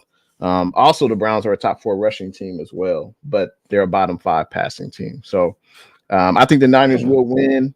I think we could get to 30 again. And I know it's on the road. Cleveland's defense is legit, but I think we can get 30 and maybe we'll allow 17. So I say 30 to 17 Niners. I think the difference of like facing a number 1 type defense, or shoot, the Cowboys was regarded as, I think the difference now is we have that offense, like, and if a team like the Browns aren't able to possess the ball and do things that they want to on offense, that's just going to be more opportunities for us, kind of like we seen with Dallas. The time of possession, the turnovers, it's almost getting to that point with how stacked we are and locked in, not just talent wise, but locked up. It's like one heartbeat. Like everybody, Brock goes to give an answer, and the reporter was like, "Oh, I shouldn't have asked the humble guy." And then Kittle's like, all 3 of us would have said the exact same thing. Fred Warner's sitting there listening to what Brock's saying. And as soon as he said what he said, Fred Warner's like sitting there like, yep, exact. God, this kid is on point. Like, the whole team, is just on point, on a mission. They ain't playing no games. They've been here, they done that. You know, they were in the Super Bowl. They've been in NFC championship games. And even Brock got a taste of that last year, which is hella valuable. And hey, man, this team is on a mission. It's lovely to see. We appreciate everybody up in the chat. Versus, man, I almost just want to say 41 to, hey, what's our averages? I just want to say our averages all year, 33 to 13. I think that's what we're averaging on both offense and defense. I think we're scoring 33 points a game. We're only giving up. You're muted, bro. I think. Kels just took my score prediction right there. That was about to be my score prediction. Hey, it's logic. Hey, man. Hey, that's what we're doing, right? 33 to 30. Like, that's just beautiful. We're leading the league in point differential. Everything is clicking on all cylinders, and I still don't think we've seen. Yesterday might have been the biggest complete game. I do want to let everybody know in the chat. If you do go to the description, every single one of our channel links are in there. If you guys, if you got the time to go show love to Amin the Dream and click off my channel and, go sub to him and vice versa, hit the like, do all that good stuff. And, with Jay and the Bay as well, all of our channels should be up in there. And we appreciate y'all. Hey, man, the faithful, we got a special thing going right now. So it's just a lovely thing, man. I think we're just gonna keep on seeing kind of the same thing. and anybody can take their turn, versus the Browns. Who knows who's going to have a big game versus the Browns, but Brock Purdy has shown time and time and time again, and Kyle Shanahan with Brock, that we're going to see really good performances. We're going to see a consistent, who knows, he might get 4 touchdowns, he might get 1. But guess what? If Brock only gets 1, you're probably going to see CMC get 2 or 3. And if that don't happen, you might see Juice and Mason and someone else get a few. You might see Jawan Jennings finally get a couple. It's just that's what kind of team we got. Um, and I don't expect to see anything different until unless there was like a few games back to back that told me to look at it different. And so expect to keep seeing the same. And that's efficient, beautiful, smash mouth, violent. We're going to put our foot on your neck, freaking football. No, absolutely. I mean, that's the thing about this team is that we're so stacked offensively that 1 week you could go off and have a touchdown and 100+ yards. Obviously, last game it was George Kittle. Debo has his games. Christian McCaffrey feels like he has his game every week. We're so talented on offense that, like, Brandon Ayuk could have a big week and you might forget about Kittle. And then the next week, Kittle could drop 3 touchdowns on you, right? There's so much talent where, like, you don't know who to stop, right? Because if you stop Debo, you gotta worry about Ayuk and you gotta worry about Kittle. You stop Ayuk, you gotta worry about Debo. Not even to mention Christian McCaffrey in that backfield. There's so much talent that as a defensive coordinator, it's hard to just choose one guy to stop because there's another guy that could kill you. Ayuk could kill you if you guard Debo. If you guard Ayuk, Debo could kill you. We have Christian McCaffrey, we have George Kittle. And it's almost like a weird pattern where I feel like Ayuk will have his big game. And people might worry about Ayuk next week. And then Debo will pop off and he'll have a monster game where he's trucking guys. And then obviously last week it was George Kittle. So there's so much talent offensively that if you're a defensive coordinator, you're a defense, it's kind of hard to choose who you're going to focus on to try to neutralize. If you try to do that at Christian McCaffrey, he's still eating every week. And then not to mention you have Debo and obviously the other guys that I mentioned. The Browns defense is good. I should know. I have them in fantasy. But the Browns defense, they're definitely a top 5 defense this year. One guy that has a huge test this week is Colton McKivitz because he's going up against Myles Garrett. This is going to be a test this week for Colton McKivitz. Obviously, Colton McKivitz had a good game last night, but he wasn't going up against Micah Parsons. Micah Parsons on that first drive, it was him and McKivitz. And then Micah Parsons went over and said, I'm going to test the big dog in Trent Williams. That didn't really end up well for you, Micah. I mean, I get what he was doing because Kyle Shanahan's a freaking genius with the tosses on the other side to not attack Micah Parsons. And then Micah switched over to the other side. And that Trey Lance info really helped them out, bro. Absolutely. Right. Yep. Oh, Man. I think the Niners get it done. 33-13. Like, the Browns defense is good, but Deshaun Watson in that offense, I don't care who's offensively. That Browns offense is dumpster fire, especially without Nick Chubb. Like, nah, they're not. I ain't worried. I think we got this in the bag. As long as the Niners don't shoot themselves in the foot, 6-0, here we come. I love it, man. Go ahead if you got anything to say, Jay. Yeah, I would just say, hey, I'm looking forward to the game. Do we have any other topics you want to talk about, or we gonna? Man, I had something. Man, I had a great point and something completely, and then my wife sometimes just want to walk in and start doing some random, hella funny ass stuff. Sometimes, always toward the end of my show. I freaking love my wife, man. She's I would just say appreciate all the faithful coming through, supporting Straight Out of the Bay, and supporting our own individual channels. We appreciate it, man. We're looking forward to next Monday doing it again. I got my point. The rain, man. I love this kind of stuff, man. This is the kind of stuff. I was almost excited. I feel like it was supposed to, or the weather did say it was going to rain in Pittsburgh. And, I even made a little video. Okay, when that kind of stuff happens, I'm searching, all right, when has Purdy been in the rain? all right, the first quarter in the playoff game versus Seattle Seahawks last year, we seen a couple of high passes. And mind you, it's his first playoff game. He's probably a little amped up. Okay, is his stature, is his hand size, are those things going to come in to play when the ball is a little wet, when it's a little sloppy, so I love to see this kind of stuff. I want to see that adversity. I want to see, you know, I hope I don't have to see him do a game winning drive, but I would love to see what he's really capable of if he's down by 2 scores. Does he have, you know, I just like to see that kind of stuff. I hope it is raining. I hope it's sloppy.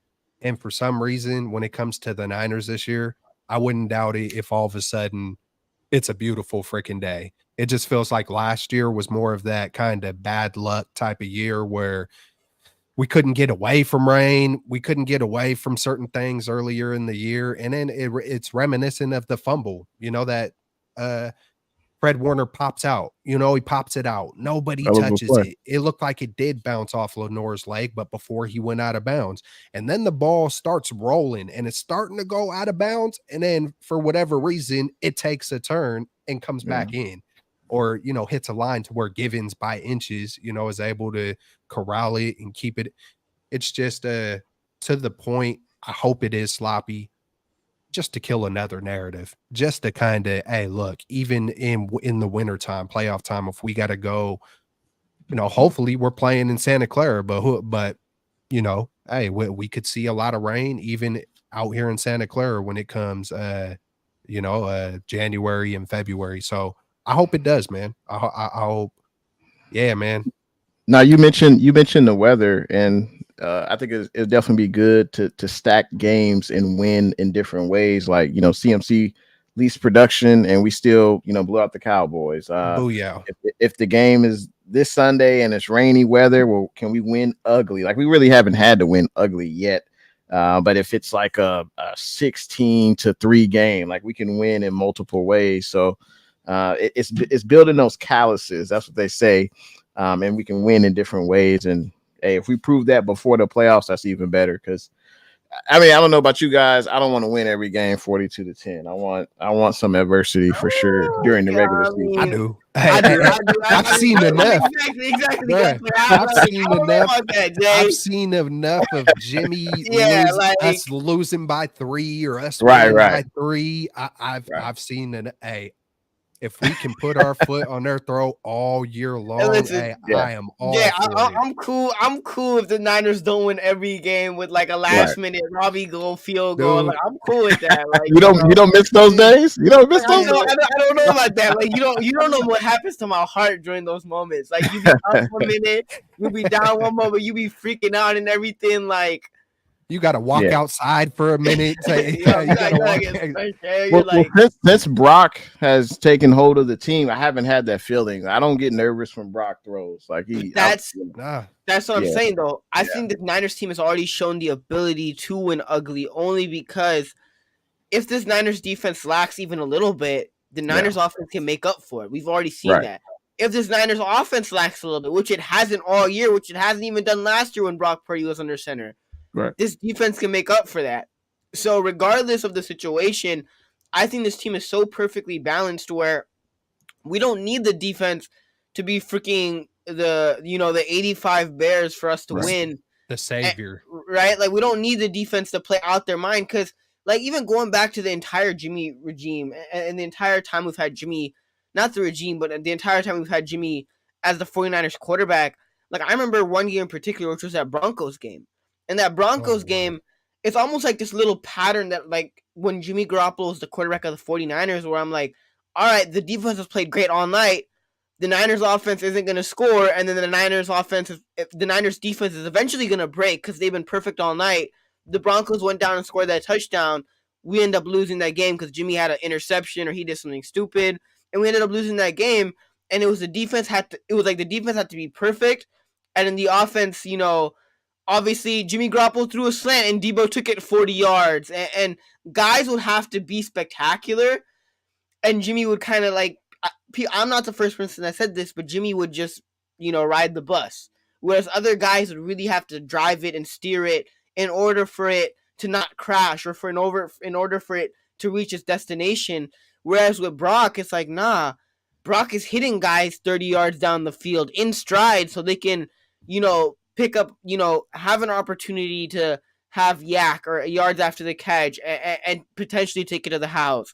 It's not, guys making play. It's not guys bailing out Jimmy and having to make these spectacular plays. It's Brock putting these guys it's Kyle putting these guys, obviously scheming these guys in opportunities and scheming them, to be successful. But it's also Brock giving them the ball, throwing it to them in stride, being accurate to where they're able to make plays. It's not all on Debo to take a slant or take a screen past 50 yards or have Kittle break 3 tackles to pick up a first down. It's none of that. So the thing about this team is, even if this team has to deal with adversity, even if this team is down, we've seen them, especially with Brock Purdy under center, show the ability, whereas the defense is lacking or they're not doing as well, this offense can definitely step up and they could, score those touchdowns and keep the team in the game. Whereas with Jimmy Garoppolo, you really didn't have that. And this might be another hot opinion, but if the Niners had Brock Purdy in this offense, I think the Niners could have beaten the Chiefs because,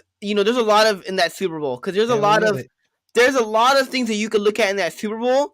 But my biggest thing that I realized a whole year later was that Chiefs and Buccaneers Super Bowl, the reason the Chiefs couldn't come back was the Bucs offense was just putting up points after points after points. That it's like, even if you were to climb out that hole, like 37-10, that's a big hole, right? Like, and if you had Brock Purdy and instead of putting up 20-10, it was 27-10, it was 30-10, or even like 35-10. That's a hard hole to come out of, especially with 10 minutes left in the fourth quarter. Hey, we're linked up right now, psychologically, because before we even started the show, I brought up that Bucs Super Bowl versus KC to Jay and the Bay in the background. And to end the show, you're kind of saying the same things, bro. And it's just like, great minds think alike, man. And it's true, man. This squad is different. We could win in a multitude of ways. We're not dependent, for the defense to be the savior anymore. And it's a great feeling it's like you could breathe. It's like you can just actually enjoy it.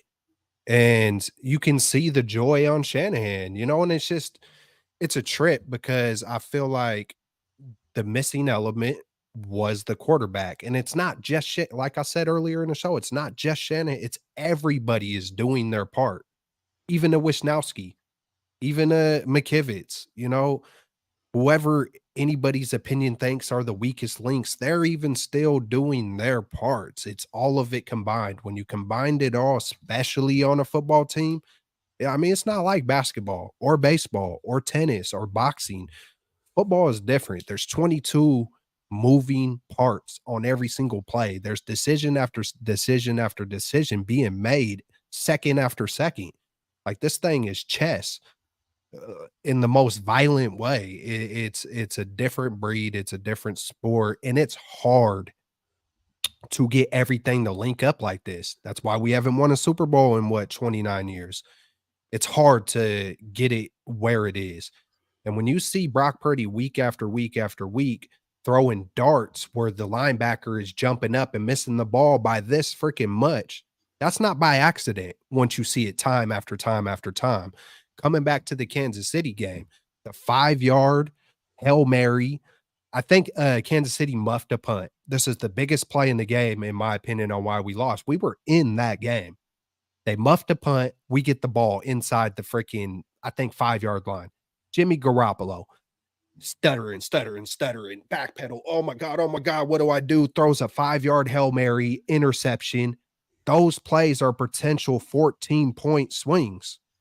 Those are like the plays where when we won 30-23 versus the Rams, you make 2 boneheaded plays and we're losing that game 30-23. This game where it's 42 to freaking 10, I could see us winning 27-24 with Jim, and it's all hypothetical at this point, but we do have enough evidence to see what Jim did. And we see what he's doing with the Raiders. I believe he's leading the league in interceptions without the genius of Kyle. He's leading the league in interceptions, minus I think he missed a game on top of it. You know what I'm saying? So I see the comment. I'm The giving a thing meme. about Jimmy that's so funny. Monday, like I was scrolling through Twitter, and there was a clip of Jimmy Garoppolo doing the whole Tom Brady, like that fist, like that whole thing that Tom Brady does before the game, and it's funny because when Tom Brady does that, he goes out on the field and he takes care of business. When Jimmy does that, it's like, Jimmy, like, you ain't that guy, man. Like, you're not him, bro. Like, and he be going out on the field, he be doing the whole trying to get the crowd hyped and everything. I'm like, Mahomes doing that and Brady doing that. Like, that makes sense. You going out there and doing that, and you hitting checkdowns and slants, and guys are taking it to the house, and you out here doing fist bumps and acting like you that guy. Like, yeah, Jimmy, you gotta chill, man. You can tell when quarterbacks like live it, breathe it, and want it. You know what I'm saying? You can tell the quarterbacks that are in the off season. I don't know what month, March. You can tell. I'm gonna just guess that That's Brock Jimmy. Purdy. I'm gonna guess in March. Brock Purdy is still like, damn, if that cover 2 was such and such, and so, just kind of obsessing on it, but not every single given moment, but in March, I could see Jimmy like, I'm out to the Bahamas. I'm putting my phone on silent. And I mean, George Kittle and Shanahan said as much. Like, we cannot even get a hold of this dude. He got the bet. Some truly love it. I think that's another intangible that's kind of overlooked when it comes to drafting and those things too. But that's something you can't measure. That's like, how do true, you though. measure That's that true. in the draft? You That was can't. always my thing. That was always my thing. It reminds me of one of our first ever conversations, Jay. I was talking about the heart. Mhm. And it is unmeasurable, man, but we can imagine. That's why they do the interviews.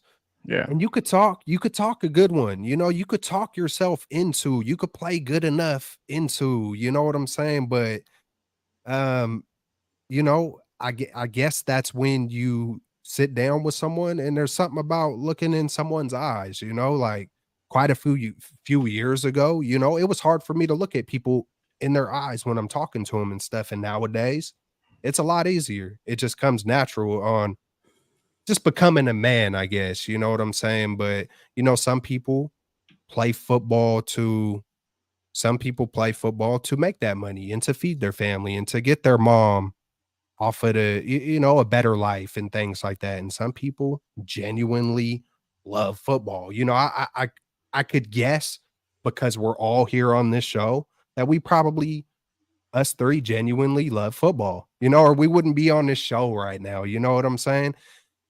It's easier for me to assume that Jimmy might not love football like some of the guys who obsess on it. He doesn't love football, Jay. He doesn't love football. And it's easier to assume that from the outside looking in when you do turn your phone off or you don't see, him, linking up with Ayuk. He had multiple years to go link up. I think he did it once with Kittle or whatever, but you would hear it all the time. Like Joe Montana, for example, before the dynasty started, he made a concerted, if that's the right word, he made a purposeful effort to get close with Dwight Clark.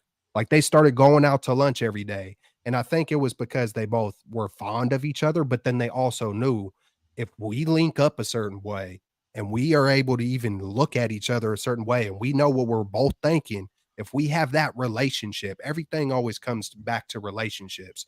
But if you got a phenomenal relationship with football and your teammates, and y'all could go watch certain interviews with Brock Purdy, that he does that aren't maybe the most popular interviews, but just type in Brock Purdy interview.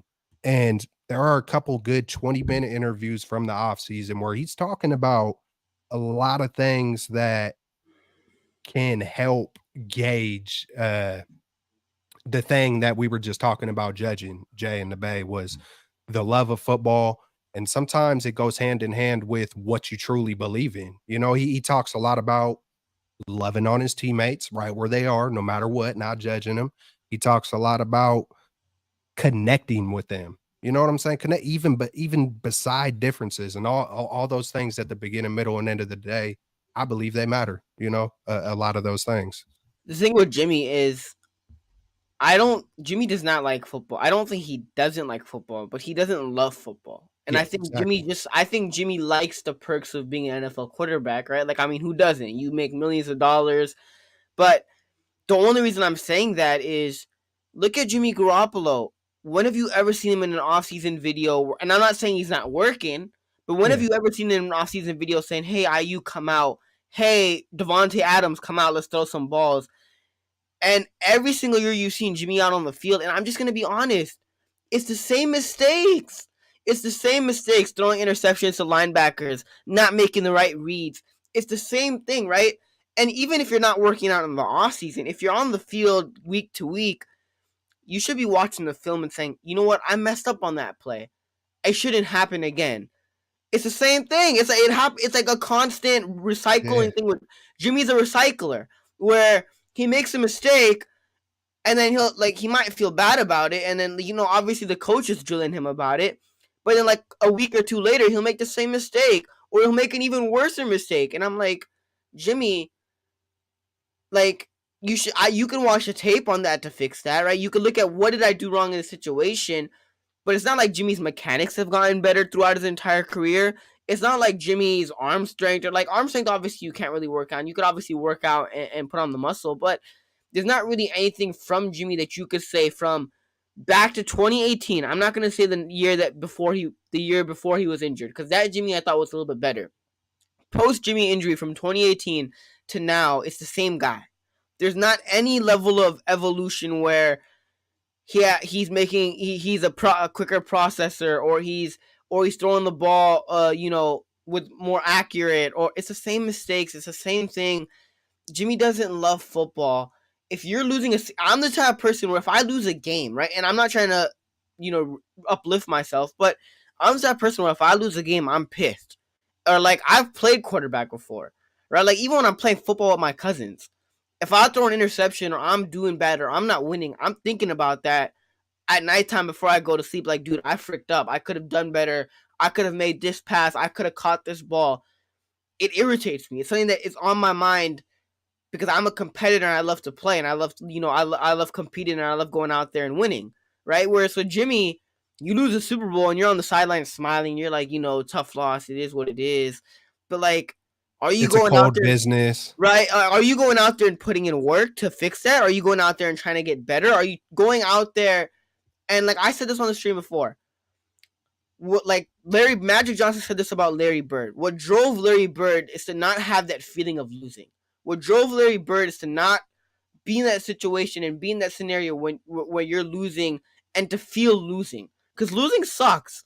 But you can't there's like I forgot what the quote was, but you can't expect a certain outcome from the work that you don't put in. And I feel like with Jimmy, it's like, yeah, Jimmy, obviously it's great to win Super Bowls, it's great to do all those things, but are you really putting in the work to try to, get better or trying to fix things or to try to improve your play? Where I feel like, dude, Jimmy, you don't really Yep. do that. Yep. I feel like, all right, because Jay and the Bay is uh reminded me a lot in the past. Hey, it's a business. Me even coming into YouTube, there was so much I didn't know because I wasn't just a rookie on YouTube. I was a rookie on social media. I was a rookie. I didn't even know this is the way fans, the quickness. One day, oh my God, he's the greatest. The next day, oh my God, he's a but. It's like, dude, it blew me away. Like I had, you know, I basically listened to 95.7 the game, read, certain things here and there, and had my own opinion. I was always invested in football, though, watching as much as I could. I just didn't pay attention to anything on social or anything like that. My point is, with the business aspect, I feel like a lot of these guys, and not just in the NFL, but in the world, I feel like a lot of people are on fire. You're a police officer, you're a teacher, you're a football player, you're on fire when you're a rookie. You got the promotion, you got the job. And then once you start looking around after a few years and you start seeing other people who might not care, you're doing all this freaking stuff. And sometimes it's easy to let your foot off the gas. Like, hey, what does it even matter? I'm over here doing so much damn I'm putting my heart and soul and nobody don't even care. And it's just like eventually you kind of give up. I think a lot of people in the NFL, once they kind of realize, hey, it's a cold business out here. Like, I feel like a lot of people do kind of let their foot off the gas pedal and kind of those things. Hey, it's just a business. Hey, might as well come here and get this, or. But then I feel like there's some people like a Brock Purdy who isn't just fresh and on fire. I think Brock Purdy is smart enough to know it's a cold business and not care about the cold business. I think Brock Purdy is like, no, I'm not going to give myself excuse. I don't care if that person, and that person don't care. I'm here for a reason. I'm here on a mission. Like I'm here like, for a purpose. And it's not just me. It truly is about the team. But he has to do his part to make it all kind of like come together. That glue. It's the straw that stirs the drink. It's a purpose, man. Absolute purpose, man. And he's here for a reason. He's on the Niners for a reason. And it's the same stuff Trey Lance used to say. But Trey just, it never came, like Jay says, it never came to fruition. And it wasn't meant to be. It wasn't meant to be for Trey, no matter how much of us wanted it to be. It is for Brock. And hopefully we get to see a freaking dynasty, man. That would be incredible. That's the funny thing, man. Everything happens for a reason, and you really think about it. Trey Lance was supposed to be that guy, and if Trey Lance hypothetically was that guy, would we have seen Brock Purdy and us going 5-0 and him doing what he's been doing so far? Brock Purdy's probably the future guy, the franchise quarterback of the 49ers. He should be in the MVP conversation, but that's the thing, man. God does everything. And I was one of those people, right? Like Kels, I was one of those people, right, with you, where I'm like, dude, why would you they're treating Trey Lance? They're not treating Trey Lance properly. Why would they trade Trey Lance? It was never a competition, yada yada yada. And I still do believe that Trey Lance he does have the capabilities of being a starter in this league, and he's ultra talented. He just hasn't gotten the opportunity. But it's funny how God does everything for a reason and how God works, because if hypothetically Trey Lance was that guy, who knows? We would have maybe never even seen a Brock Purdy. You go listen to this dude, Brock Purdy, on some of these interviews, some of these not so popular ones, like I said, and there was no way in hell I would have ever been that mature at 23 years old. I was more like Trey Lance. I'm not saying Trey Lance is immature, but I feel like the Bay was a little much for him. I look at Brock Purdy and dude, I feel like I'm learning stuff off of a 23-year-old, and I'm not going to sit here and be like, oh, I'm too proud or I'm too prideful to be like. I'll give a comparison that I've only heard one other person say. It's reminiscent, and I'm not talking about religion, but it's reminiscent. I don't know if you guys know about King David in the Bible. King David, man, it's the great king who freaking, killed Goliath. But stuff that people probably don't know about David was he was the little shepherd boy, and he had bigger brothers and strong. He was, I think, the youngest, and he was the littlest. And he had brothers who were bigger, stronger, smarter, faster. And God was like, nah, bro, I want that. I want the runt. I want the runt. This is who's going to be crowned. You feel me? And I've kept this to myself for a while, but it's reminiscent of that, man. God doesn't qualify how does the saying go? God doesn't qualify the chosen. He qualify.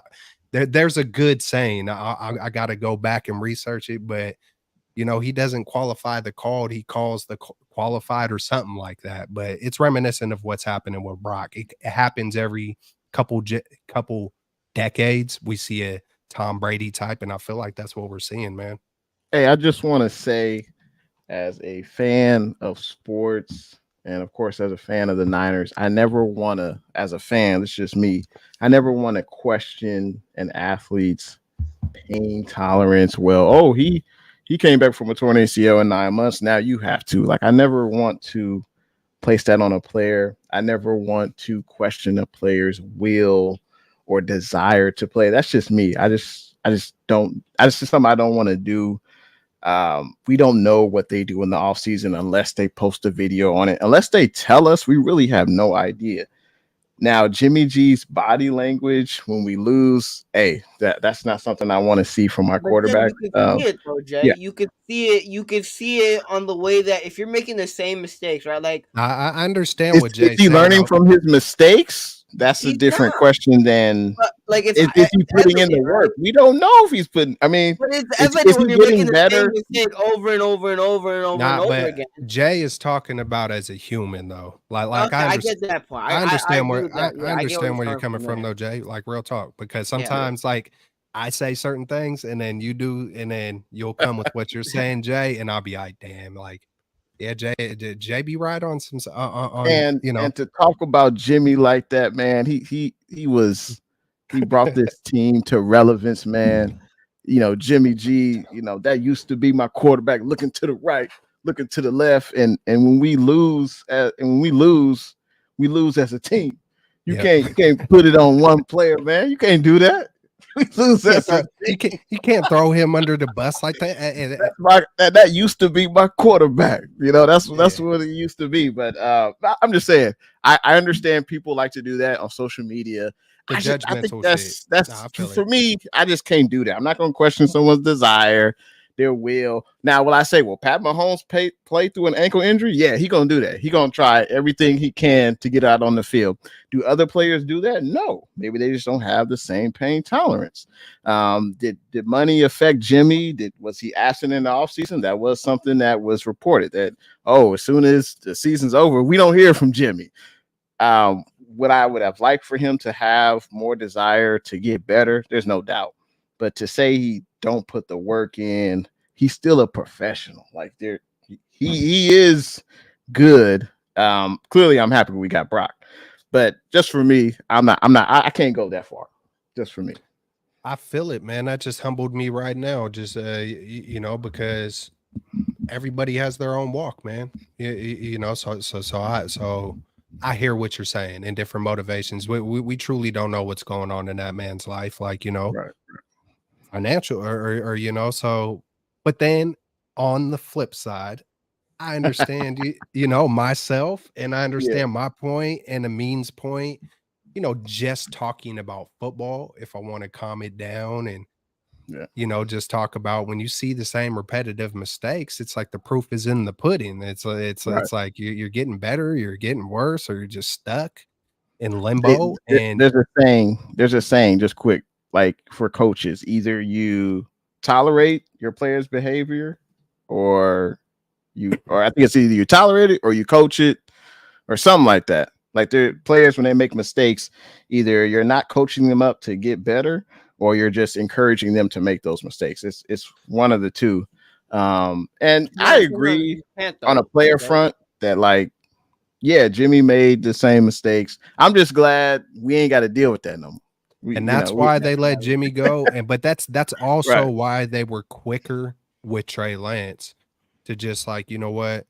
Hey, we could try to convince ourselves that we need this amazing quarterback room, but then, hey, man, at some point in time, you got to pick and choose what side yeah, of the fence you want to go on. You keep riding on that fence, and you're always going to be playing in limbo, and then you're going to come up just short, and you're going to be scratching your head on why, because there are it factors, there are things that can't be measured, there are things that just aren't logical and that don't make sense, and we can't quite put our fingers on certain things because there are no stats for it.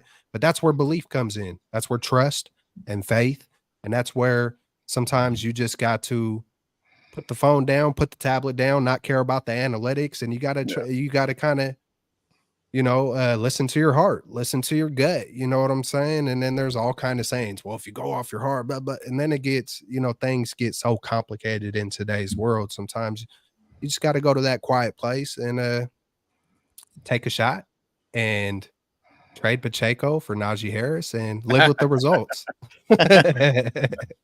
trust your gut, man. Trust your gut. Do what you feel is right, and hey, Hey man, we're about to dip up out consistency of is the here. key. Any final words from y'all fellas? I'll start it off with we appreciate everybody, man. It's been a quite a long freaking show. We had to get it in. We love everybody, man. You know, hit the links up, show us all love and good stuff for rocking with us straight out of the bay. Yee! I just got to say, faithful then, faithful now. What you got to mean? In the words of the greatest 49ers quarterback of all time, it feels great, baby. Oh no! Oh no! Wait, hold on. Where's it at? No, I'm kidding. You All got right, to y'all. say your other saying.